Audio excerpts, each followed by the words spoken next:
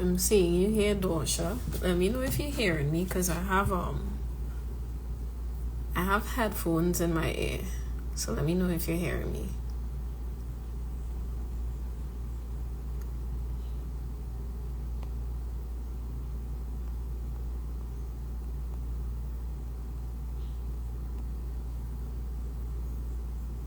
Are you hearing me, Dawsher?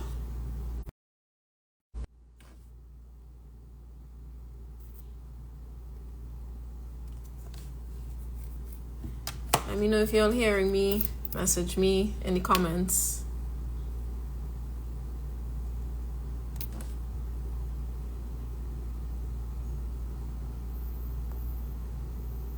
No? Not hearing me?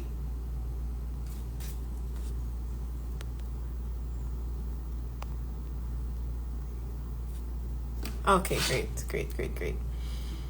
Okay, cool.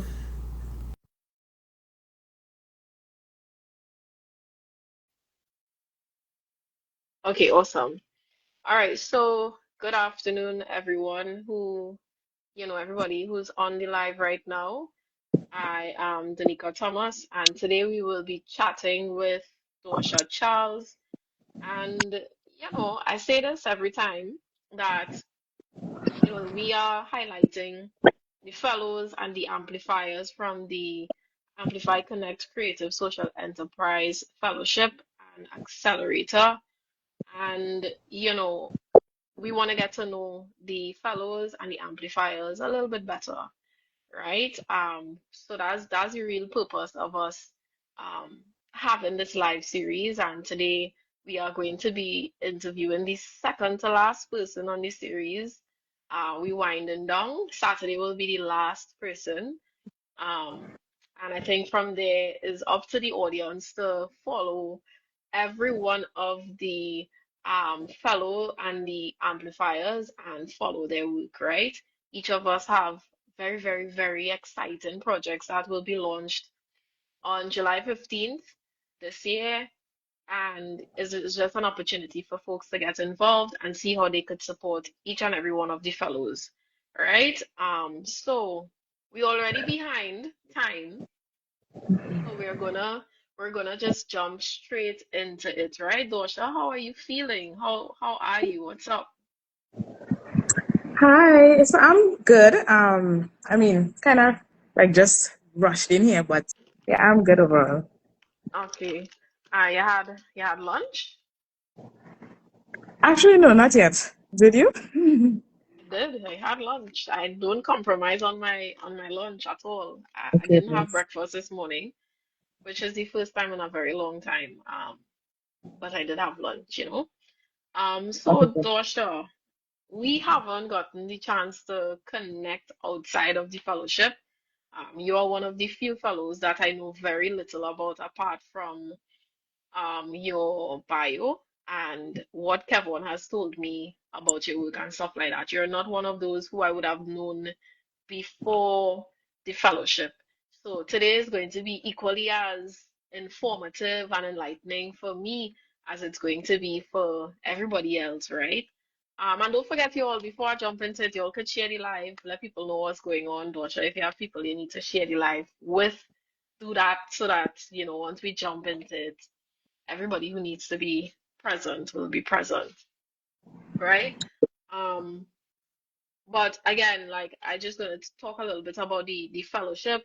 The fellowship is going to be running for 8 months, and fellows and accelerators are going to be developing scalable solutions to social challenges through their for-profit startups. And if they already have established businesses, they're gonna learn how to expand a little bit and really focus on that social impact aspect of social enterprises. So we're going to be doing a lot of creative approaches and social impact strategies. One of the things we've done is the creative business model canvas, which was very enlightening. I know that it was for me.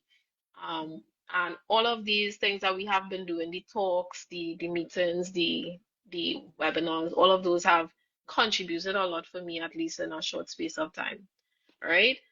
So for you, Dosha, um, like I said, I don't know a lot about your work, but I've had to do my research, so I want you to tell us the story. Let's start. We're starting from the very beginning. Let's tell us a little bit about the story behind the name, the Resilient Warrior. Like, why is it important to you, this name? Where did it come from? What's the history behind that name?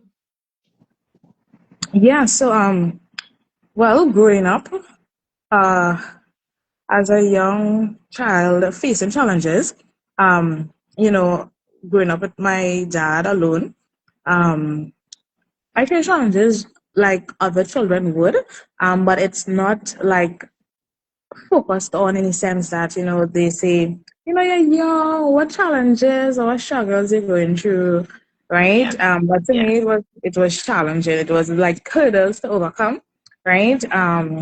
I grew up in Laventille, single father home, which is not the norm, right? Went to primary school, well, I'm actually from another country, Grenada, but I grew up in Trinidad almost all my life. yeah, And, during SEA, which is one of the most stressful times for students, being told you're unable to sit the SEA exam because you don't have your documentation in order. And then, moving on into secondary school, facing bullying, peer pressure, other challenges in school and at home, right? And being able to navigate those challenges and not like falling like a victim to the system or to those challenges. Um, yeah, and life has a story in the sense that you get clues. So when I was in Form 6, I actually got an award from the Mango Tree Production, and their theme that year was resilience. And they said that choose a letter from the word resilience to focus on a letter and what it means to you. So I chose E, and E stand for endurance for me, right? Because of the different things that I had to endure on my journey, and mm-hmm, you know, just like those telltale signs of, getting resilience, the word resilience all throughout my journey. And, yeah, just seeing how in life we definitely need to be resilient in all that we do because, we can easily fall a victim to our circumstances and become a statistic as opposed to becoming a person who has a powerful story. yeah. Yeah. I mean, that's amazing that you from very early it seems that you were facing adversity and you've sort of found ways to push beyond that. And I mean, you did end up graduating and doing SEA because I mean you did Form 6, so you did Yeah, it, yeah. right? So yeah, I did Yeah. yeah. And you did CXE at secondary school level. Then you move on to do Form 6. What did you study in Form 6? Well, I did business, management of business, accounting, and stuff like that. Yeah. Okay, Economics. did you move on to do university, tertiary education in any form after that? Yeah, so I went to UWE. I did economics, management. Um, yeah, finance. So at the time, right? We're just trying to paint a little picture here. So at the time, you graduated from UE. I'm going to guess that you already had an idea of what you wanted to do then, or was it different from what you're doing right now? Well, I know that I always wanted. Well, it's interesting how our journey changes, but well, I know I wanted to open my own business, but at the time when I Yeah, was in secondary school, I wanted to open my own business, like my own cosmetic business. So yeah. I did for secondary school, I did 9 subjects. So I did science and business. Mm-hmm. And then I went into Form 6. I focused on the business, and well, in university, I did economics. Okay. Now, the question that I'm going to ask, a lot of people don't know that you are a puppeteer, you know? I find that that is the most out there thing a person in Trinidad could be because it's so beyond the traditional type of like I would consider it an art form, but it's not one that I've had to interact with a lot here in Trinidad. So my question for you is like, how that happen? Like, why puppetry and what happened that you decided, okay, this is the tool that I'm going to use to learn and teach and create spaces for youth. Tell us the story about how you got into that. Yeah, so puppetry, well, I would say it probably found me, but in 2019 I did a play therapy course, and in play therapy there is puppetry, and just learning the psychology behind puppetry, I was fascinated by it, and I started to focus on that art form, and of course I was like, it's unique, it's different, Yeah, um, because that was actually when I finished university, 2019, like after I finished university, just looking for more things because I mean, when you do a degree in economics, I mean, you can't get well. It's not likely that you'll get hired immediately as an economist, right? yeah, yeah. But I said, I would build my journey. Well, in the sense that survival scholars actually started in university. Right, Um, but after university, I started to do a lot of like grief counseling, youth and child counseling, and all those different psychology courses, programs. And so that's how I found puppetry. And then, when I got called to do things with different schools or groups, I would include puppetry because right. it was so fascinating in the sense of like when you make a puppet, it tells a story without having to say a word, right? And I Yeah, like that in the sense of like, there's talk therapy, but not many children are able to verbalize their experiences. And right. so through the puppets, they can actually verbalize their experiences through their puppets because their puppets are like their alter ego. Yeah. And so that's how I fell in love with puppetry. And, just continue consistently doing it. You know, I I was able to like build my brand in puppetry. What's curious for me is the fact that like economics and puppetry so night and day. The psychology Yeah. courses that you did so night and day. Um, so to go through, your entire degree and then make this like huge pivot. Um, is there any like defining moment that was just like, this is okay, I'm gonna do this. Like this is what I want to do, or would you say that it was almost happenstance that, you kind of discovered that? Yeah, well, I mean, what I realized in life is nothing is ever wasted in the sense of like, okay, so I did economics, but I am using like one of my goals is to transform the education system, right? So I am using economics in what I do in the sense that I am actually transforming education in my own unique way. Yeah, Because, well, right now we have the Puppet Palace where we offer field trip experiences to schools and we go to schools right. and stuff. And so, to have thousands of students visit us at Puppet Palace and to even visit thousands of students in different schools Yeah, for the art of puppetry, where we are actually teaching children in a creative way through puppet shows, teaching yeah. them about manners, bullying, the love of reading, and different topics. Um, yeah, it was.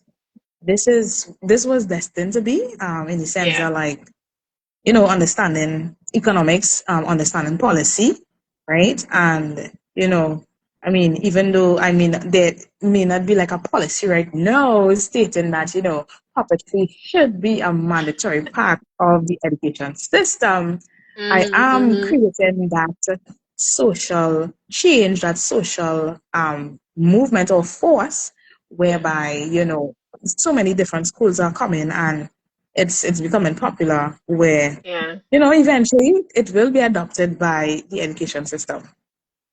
And can you like recall like one instance where that was almost validating for you, like maybe an interaction with a student, a parent that really showed you like the impact that you were making? I mean, yeah, like every single experience I have with students using puppetry. Mm-hmm. Um, honestly, like first I started off using puppetry specifically to help students with dealing with the SCAD like stress. So we Yeah, did like SCAD stressors where many different companies across Trinidad and Tobago and internationally supported us with funding to go to the schools and give them the experience of the puppet making and, Yeah, including other art forms with puppetry. So, it's interesting because we actually incorporate poetry with puppetry, dance with puppetry, movement and stuff with puppetry, all the different art yeah, forms because how versatile puppetry is. right, Um, so like just get any feedback from parents, like when they like way after when their child get the results and stuff, they come and message me and say, "Oh my God, I'm so grateful that you helped my child. We used the puppet straight until exams. It was helpful. It was a right. stress relief for them." And stuff like that.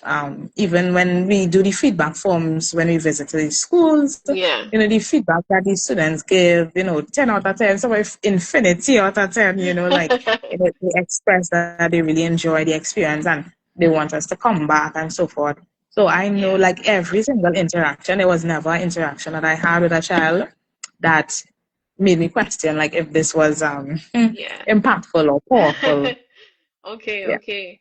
Now you do a lot, right? You do a lot from education development to trauma and crisis management, and you're also an advocate for pro prioritizing the mental health of students as equally, I guess, as the academic achievement of students. How do you successfully pour into all of these different roles that you play on a day-to-day basis? Yeah, well, I mean, I guess it's because of purpose and like passion. When those Yeah. things meet, like you get that extra, how to put it, all the extra needs that you have, you get all that you need to be able to like execute. And to me Mm, as well, it's also therapeutic, like just seeing children smile when they create their own puppets, seeing their glee and their happiness, their gratitude. yeah, Um, just knowing that they got to experience something different also because yeah, that's very important. It does something to your mind when you experience different things, right? Different things, different places. That's how we travel, right? So um yeah, I believe that because it's purpose, I feel fueled to right. execute. And can And you give everything us a is done in seasons, I would say. Also seasons, mm, everything has a season. Well, I mean, I recently did my launch my Resilient Warrior journal. I mm, I wrote that journal in 2022, right? And this was just the season for it to be launched, right? right. Because I had a girls' camp and stuff like that, and I really wanted to give them that gift of um, a tool to help them through challenges as I created that tool through a challenge myself and help Mm-hmm. myself get through it. Right? Yeah, I would definitely say everything is a time and a season because I remember before I wished to, I mean, we were going to schools and we had great impact, but I wanted it to be more consistent, right? Mm-hmm. But Mm-hmm. now definitely is the time now more than ever, especially like now that bullying is rampant right now. And one of our key messages is, to be a body and promoting being like a body to each other. Yeah, Um with a like a creative way in terms of like a stop acronym. yeah. So yeah, everything happens in the right timing, I would say. Okay, great. And you mentioned survival scholars before. Can you tell us a little bit about survival scholars, why you started it, what is its purpose, what problem you're solving, like anything you could tell us about survival scholars, and how long ago did that start? So from 2019, when in the timeline did this became a thing?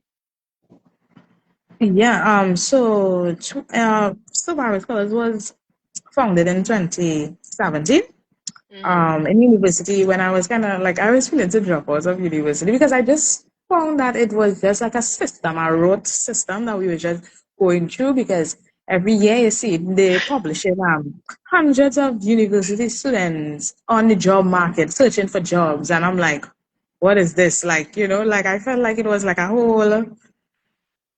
whole trick, right? And also, well, students didn't even want to be in university. They was just like, oh God, I just can't wait to get a certificate. Like, just Yeah, finish and get a certificate. And yeah. that's just how the system made it seem, um instead of, education being enjoyable, education being Mhm, fun.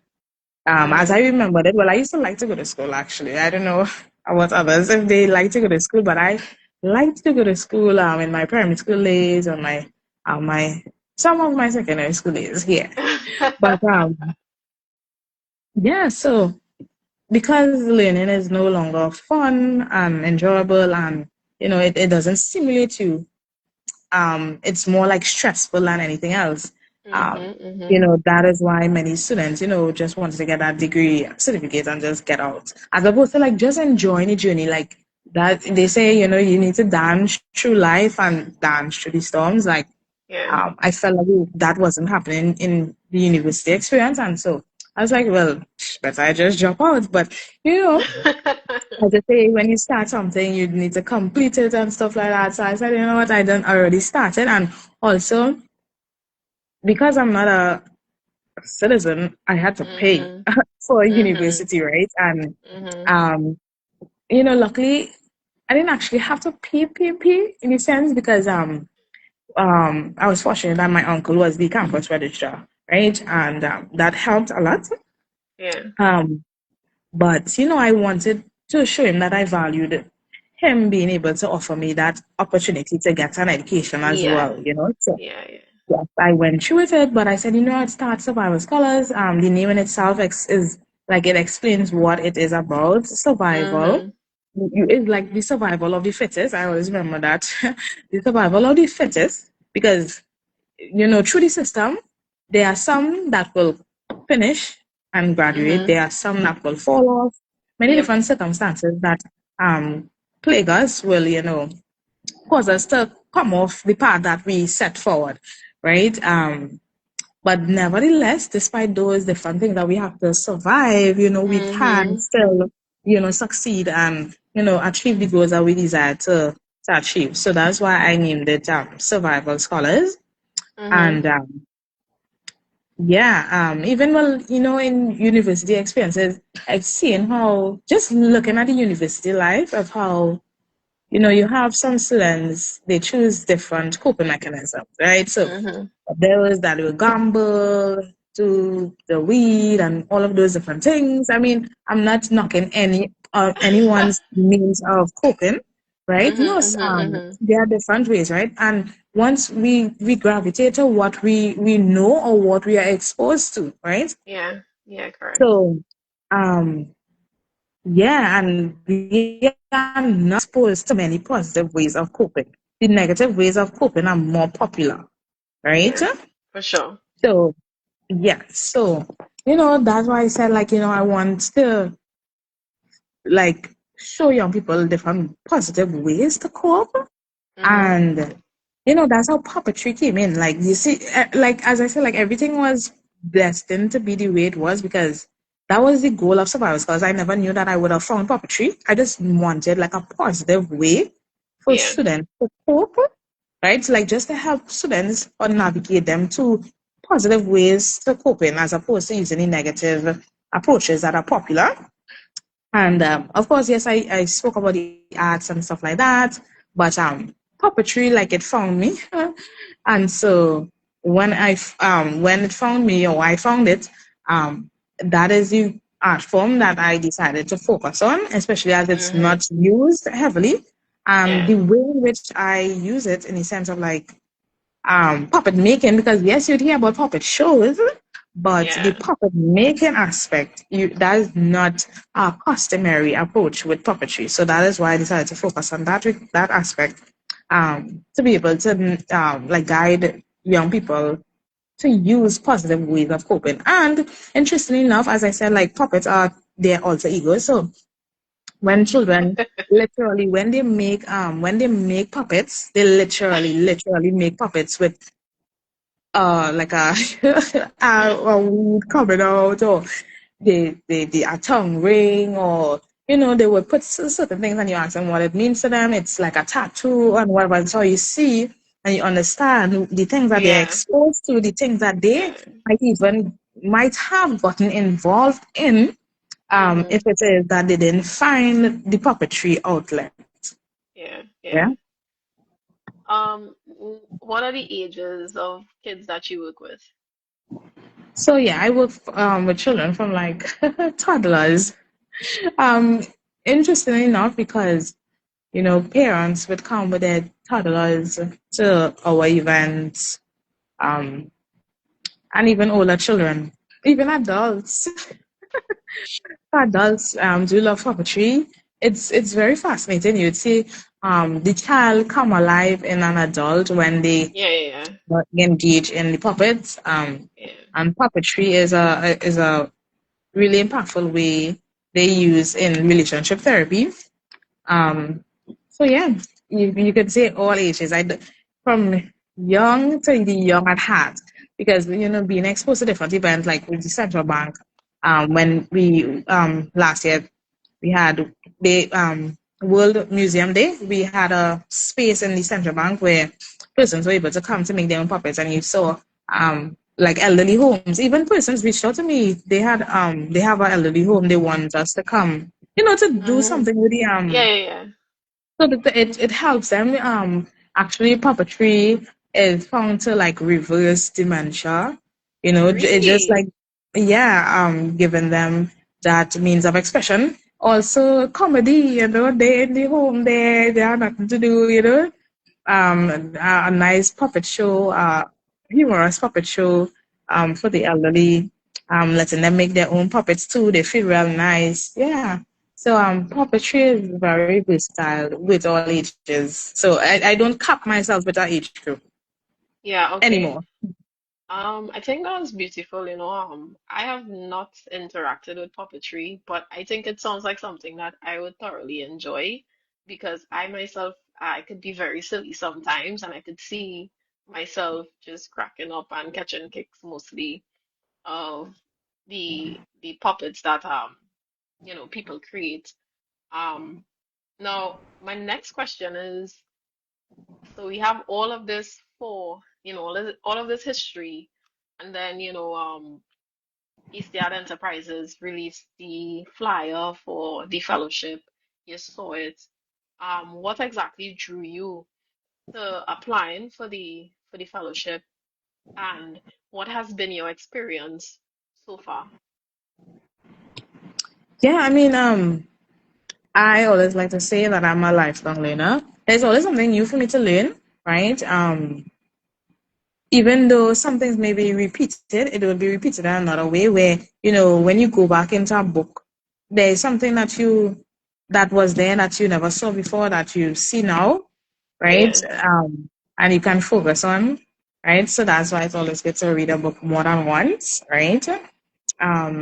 So, I mean, I joined the fellowship to be able to continue learning, continue my journey in learning, um, being more exposed to like the cultural aspect, Mm-hmm. right? Infusing our culture, and of course, like meeting like-minded persons, in Trinidad and Tobago who we could collaborate with and do really amazing things with.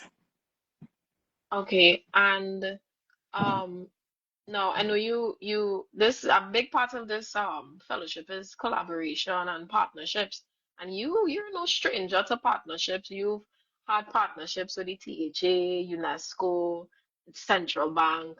Um, how how have these types of collaborations, how do they exactly support you and your work?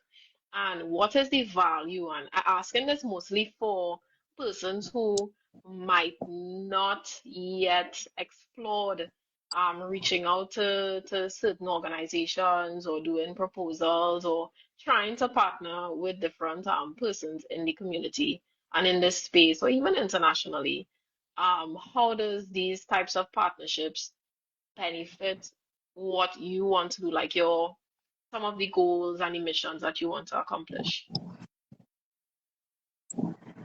Yeah, I mean, well, like first, the first partnership that I got into with survivor scholars, or in general, was actually with Jordan Smith. Because I mean, like he is literally the backbone of survival scholars. Yeah, He helped us with our logo. That logo, he brought everything to life. Like literally, he's able to do that. He yeah, brought our logo to life, like literally exactly the way I envisioned it. And our logo in itself tells a story. Um, our website, many different things. yeah. To this day, our puppet shows and stuff, recordings are done by Jordan. Our Oh, digital puppets and stuff like that. So, like, and that was since like we met from like 2017. So yeah, it has been a really great partnership, long term partnership. yeah, Um, and from that, seeing how the support from others can help you grow.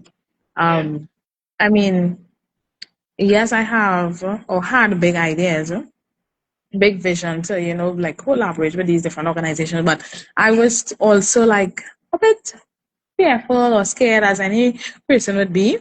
yeah, I remember like in 2021 there, I wanted to do like I had the idea of the school tour.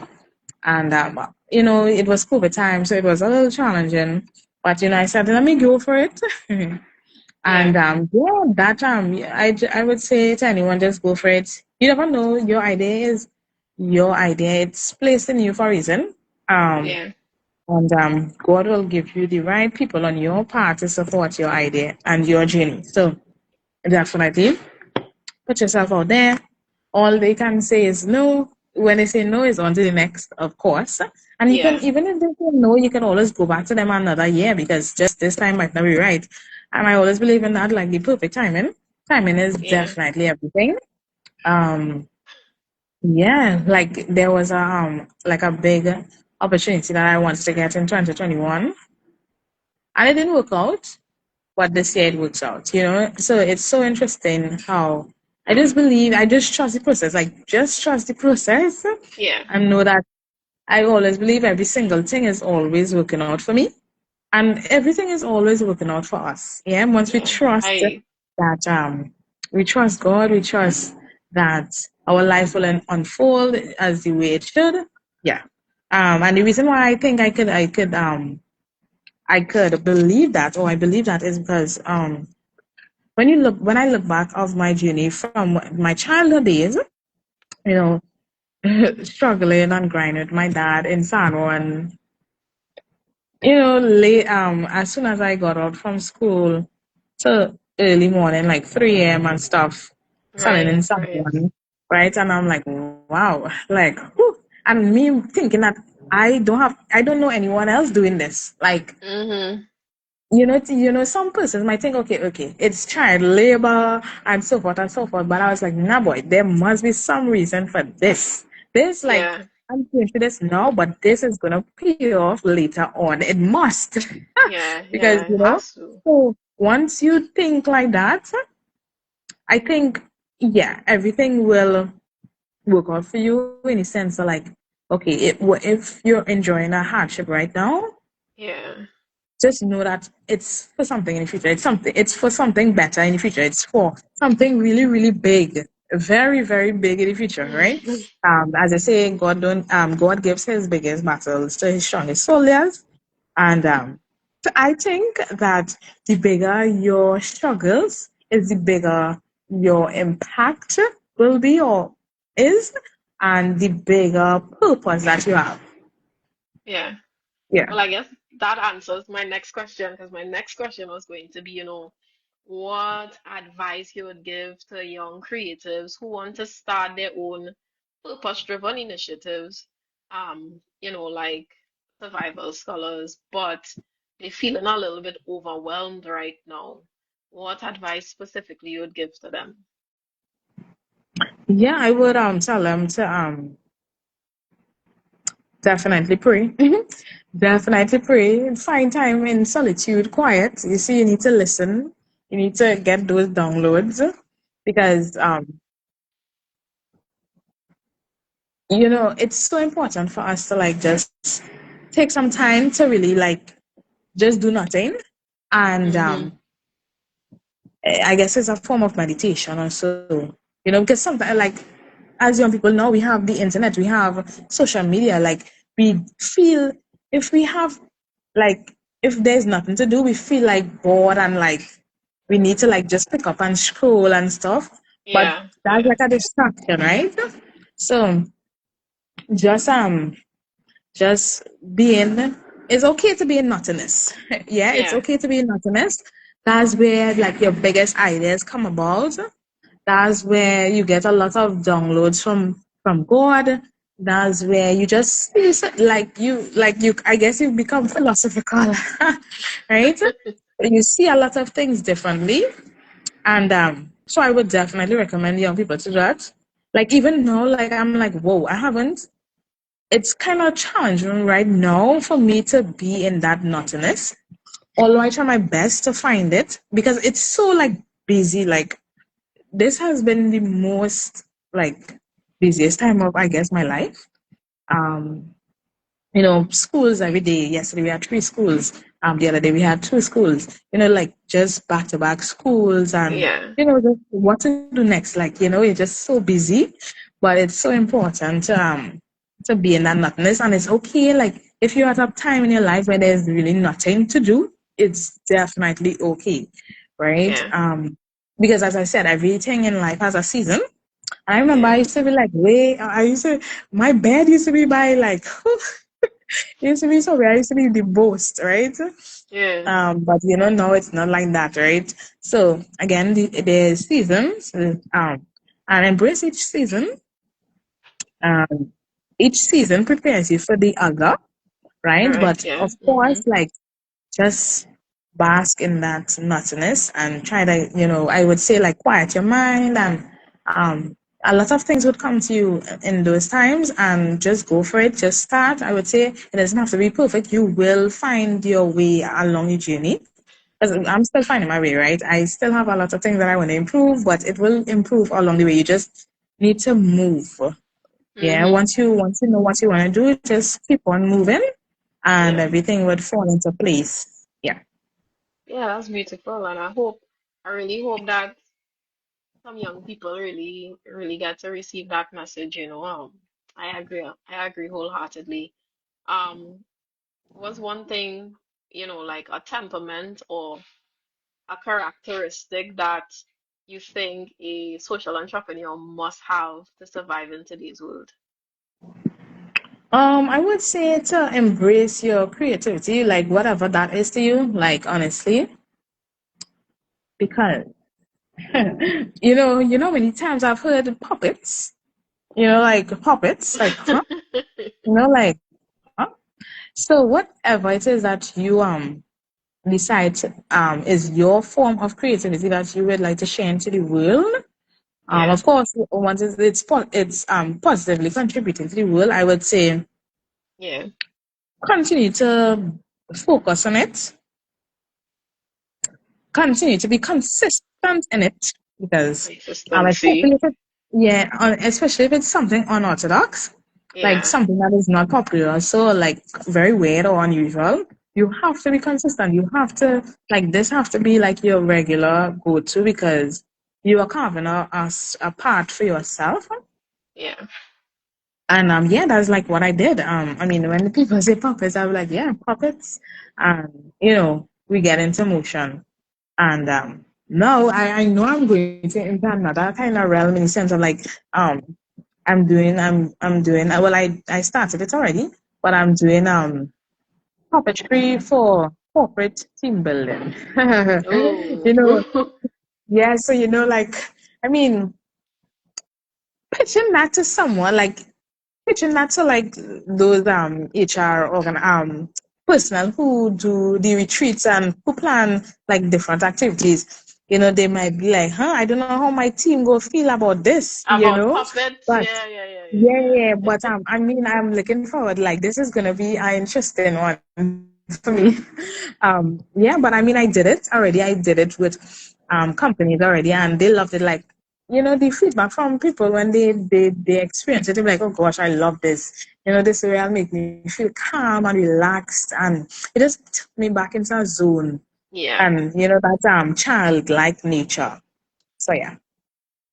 And I hope one thing that I hope that you are making, and Jordan commented here that he's working on a promo video for you all, but not just Yeah. the promo aspect of it, but the monitoring, like the impact as well. I hope that is like a big part of your work because, sometimes we have the websites and we have you have the Instagram and you're not, I feel like a lot of social enterprises or small companies, they focus on selling and almost kind of just like keeping people updated with what they're doing, but not telling us the story and the growth of the company.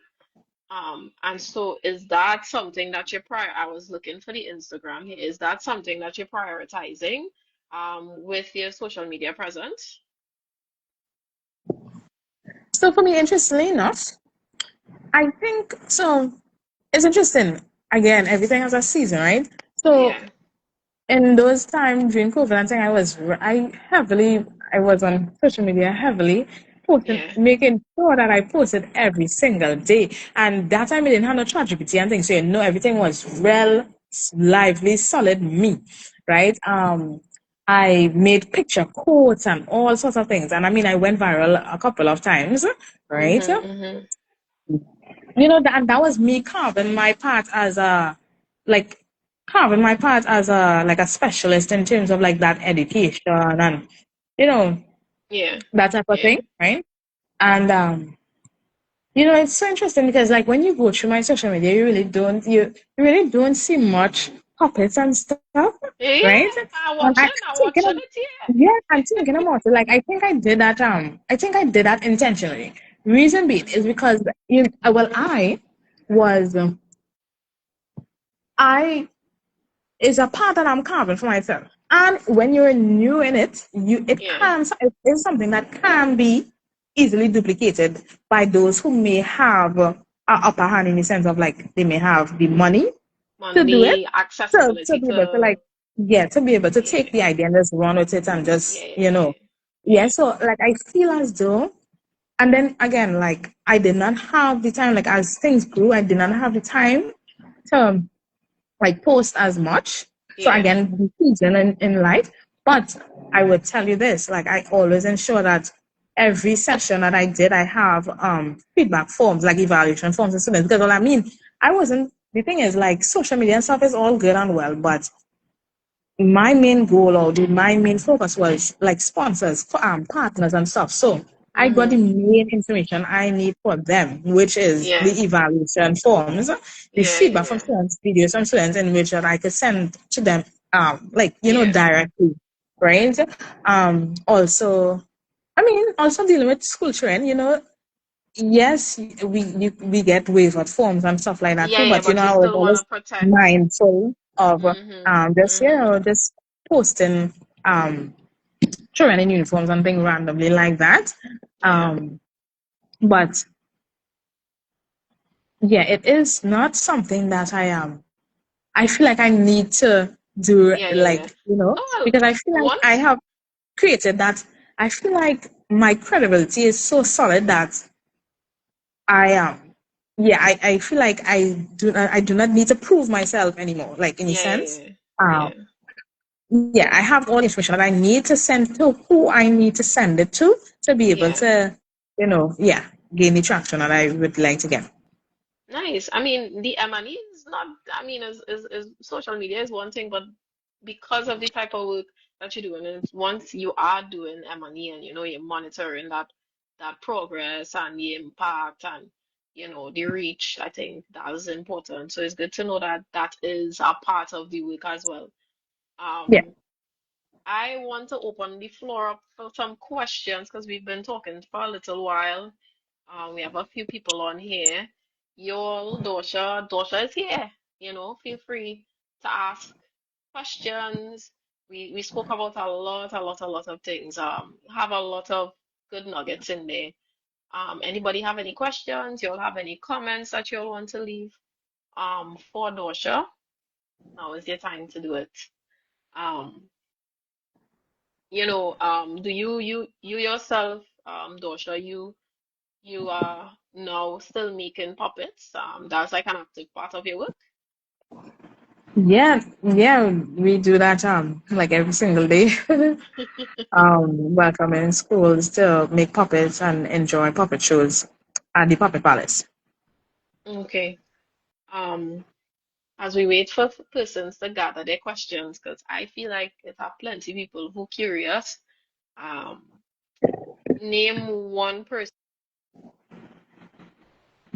name one person, global or local, dead or alive, that you would like to collaborate with. That I would like to collaborate with. Yeah. um, Hmm, that's interesting. I told you, I thought the question was going to be name one local or global person that inspired me. But Yeah. I should go from there because I mean, if they inspire me, that means like, I would definitely like to work with them one day or something like that. But Mm-hmm. so one of the persons who really inspire me is Malala, and Mm-hmm. what she did, like being able to put your life on the line for a cause that is so dear to your heart. I think that Mm-hmm. to me that is very inspirational, and Mm-hmm. it would be really, really, really amazing to work with Malala, incorporating puppets into learning and stuff with her globally. Yeah. Yeah. Oh, nice, nice, nice. Malala was in Trinidad a couple of years ago, I think. And she went to a couple of schools and stuff. Very, very quiet young lady. Very quiet, very, reserved. And you have to get a nice, calm, peaceful Malala puppet. And uh, Yeah. oh, that's cool. Do you have anything that you would like to tell us that you know you're working on? Anything that's upcoming? I know that you're gonna have to launch, well, we all have to launch a product or service as a part of our time with the fellowship. Um, everybody know mine already. What exactly will yours be if you feel like that's something that you can share? You don't have to tell us the nitty-gritty, but what can we expect? Yeah, I mean, it will be a tool that will be in different schools to help children, again, of course, creatively express themselves, a multi-sensory experience Oh, to help them okay. with, just coping with different challenges, different emotions and stuff like that, especially as we have the bullying, situation on the rise. Yeah. Uh, yeah, and of course, the puppets will be included. But Mm-hmm. yeah, that is something that I would like to help, like resolve. As Mm-hmm. myself being someone who experienced bullying as well, just like a tool to help children to overcome bullying, and Yeah. also those who are the bystanders, all the different parties in Yeah. bullying experience. Yeah. Kevon is asking why puppets. Now, Kevon is late because you already answered that question, right? Yes, But yes, yes. can you give him a quick thing? Why puppets? Puppets Yeah. find the woman, Puppets just find Dosha. Yeah, so puppets, yeah, because of the way that, puppets can tell a story without saying a word. Yeah, that's, yeah. I like that short and succinct. And Jordan is saying, hi Dosha. I see you're in Puppet Palace right now. Can you turn your camera around and give us a showcase? Can you do that? Can you? Is it? I can, but the room that I'm in is not the room that is the room that has the cafe in it. Okay, So yeah, I don't know. I mean, if I it's turn the fine. camera around, you'll see a cafe with drinks and stuff. But good one, Jordan. Anybody have any more questions? I have three bonus questions. So unless Okay. anybody have, if we have no more, then I'll ask my bonus questions, and I think that would be a good place for us to wrap up. Let me see. Okay. I'll ask mine in the meantime. So, Um, I just find this question kind of fun because, like, I don't think it matters. Anybody else answer matters more than yours, right? Um, so on the topic of puppets, who is your favorite Sesame Street puppet? Hmm. I would say Elmo. And Elmo or yeah, Elmo Big Bird, and the reason being is because of their characteristics. Elmo is always happy, joyful, kind, caring, and stuff like that. So, I really like that. And Big Bird is the same, and with Big Bird, he could smuggle you with a nice hug. So, Yeah. yeah. Um, what is your, I mean, I think you mentioned meditating before, you mentioned praying, so you can't use those answers. What is your go-to activity when you need to recharge? Yeah, so right now it's like going to different like road trips, like with different organizations Mm-hmm. across Trinidad and Tobago, like things or places that I've never went to, like going Paramin or Guarari or anywhere where they have like cool activities, maybe like Mm-hmm. kayaking and uh ATV riding, like those, like it's just like something that I've never been before or a place that I've never been. So that's like my go-to thing. Once it's something it's includes that somewhere I've never been or something I've never done. Yeah, Yeah. Uh, anywhere you haven't been yet that you're dying to go right now? in Trinidad and Tobago or Yeah. Trinidad, in Trinidad. Trinidad. Hmm. I mean, actually, to me, I find like there are a lot of places in Trinidad that like I didn't know existed, or Yeah. like so it's not talked about a lot. Mm-hmm. Um, but it's like I keep on finding new places, so I can't say one right now. Mm-hmm. So like for Yeah. instance, like I have never been to the. Well, I don't know if that could count because like Gaspe Islands, but That and counts. What then do you mean? okay, That okay, right. So counts. really, I never been there, but I went. I Mm-hmm. enjoyed the experience. You went to the caves. Yeah, Yeah. yeah. So like yeah, different with like Paramount. Wow, yeah, I could definitely go back there. I went there twice this year already. So I can definitely Yeah. go back again. I think I definitely will be going back for my birthday. But like wherever new I find, I would say, okay, yeah, I need to go there just to see it and experience it. Because again, new things does something to us mentally, right? And that's Yeah. always what I remember. Like in when giving children the experience, like I know what it does to them. So Yeah. yeah. I gonna do a rapid fire kind of vibes, right? I just gonna call a place in Trinidad. You're gonna tell me yes or no you did it, right? Hmm. Or been there. Okay. Interesting.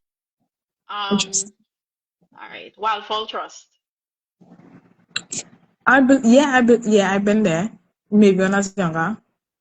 Yeah. San Fernando Hill, Yeah. Pitch Lake. Yeah. Oh, okay. Focal Lighthouse, Who? Focal Lighthouse Yeah. When I was younger though. So I don't mind going back again as I'm older. as an adult. Okay. Fort Abercrombie, Who? Fort What Abercrombie? Abercrombie. Yeah. I believe I went there. Where is it? You believe? Where is that? I believe it. All I know is the fort where it have the kind of cannon thing. Yeah, but it have plenty forts with cannon. You need to narrow it down. What part of Trinidad that is? Boy, which part of Trinidad that is? Is it like is Saint George area? Yes, sus. I feel you have to go to Fort Abercrombie. Yeah, that's in Lafayette after Las Cuevas. Okay. That's in Georgia, right? Okay. Yeah, St. so James? No, that's not St. James. some of those places I definitely need to. Oh Lord. I feel you're one of those people who are a little bit directionally challenged. Yeah, no, I sense it. I sense it. I no, sense it. no. See, that's just me. Like I would literally go somewhere and then like when I come back, I'm like, what is left or right, boy? No, it's very very terrible. Yeah. Let me see if I could think of two more.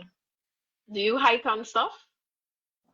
Yeah, I hike, but no, I don't think I could hike because of like I feel like when you hike, instead of getting rejuvenation, I feel like you're real beat out after the next day. I don't know why.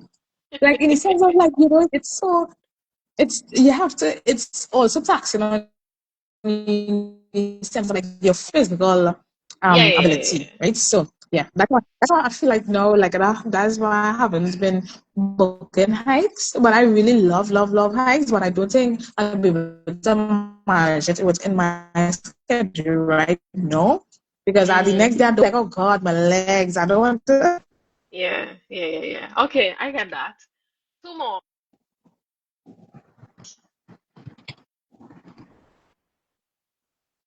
Have you been to the Icacos? No, I want to go there. That's my night. Like I want to go there. Like that's the end of yeah, the tip of Trinidad. Tip of Trinidad. Um, It's very beautiful. yeah, I really want to go there. Like last time when I wanted to book it, I think they were booked out or something like that. But definitely there, yeah, that those the tip of Trinidad. There, the other one too. I want to go there. Yeah, The other tip of Trinidad, where is that? What are we talking about? it can't. That's another one. Not Can't Citrus. remember. Okay, but I think they had like a trip where you're going to Citrus, Icacos, and another way, somewhere else, I Okay, think. okay, okay, Yeah. okay. All right, so my last thing for you is give us one quote or affirmation that you usually repeat to yourself when things get tough. Yeah. So you can achieve despite any adversity. You can That is the achieve. code that I use and tell everyone amongst adversity, you can still achieve your goals, you can still Mm-hmm. like focus. And when I say achieve, it doesn't need to be something tangible or physical. It can be that you achieve something mentally. Yeah, yeah, It could be that you achieve the experience in the sense like you'll be able to, that is like part of your story, right? yeah, So it doesn't need to be like, oh, achieving again award or, yeah, yeah, some yeah. goal off, right? But Yeah. yeah, you can achieve despite any adversity. Okay, great. I am going to give people one last chance to ask Dosha. I'll take two questions. Um, anything that you want to say, anything that you want to share before we wrap up today's live. Alicia said, great quote. I'm not sure where exactly Kevin has never heard of that he wants to go. Um, but he right here in the office. He go tell me after. All right. So it Right. doesn't seem like anybody has any questions for you. If y'all I mean y'all are here on Instagram, go follow Survival Scholars and follow Dosha's work. I mean, it seems like Jordan is also a part of Survival Scholars. So I would say follow Yes. Dosha, follow Jordan, follow Survival Scholars. And yeah, we will be back here. Um, will you want to have a play maybe in Queen's Hall? Ali Reyes asked. So that's a great, interesting question. The reason being is because that is what Queen's Hall is what I have been envisioning to create here. Well, or Mm-hmm. create the Puppet Palace like. I mean, it may not be as big, but the experience in the sense of like, the nice flashing lights and stuff like that, Yeah, and like enhance the space in the sense of like getting nice tablecloth and chair covering and stuff like that. yeah, Um, I all like literally I always feel like, when children come by us, like I want to give them the experience of like, wow, there is just that wow factor. And mm-hmm. I mean, yes, it would be nice. It would be nice to have a plain Queen's Hall, but I want to be able to create my own Queen's Hall. You know what I mean?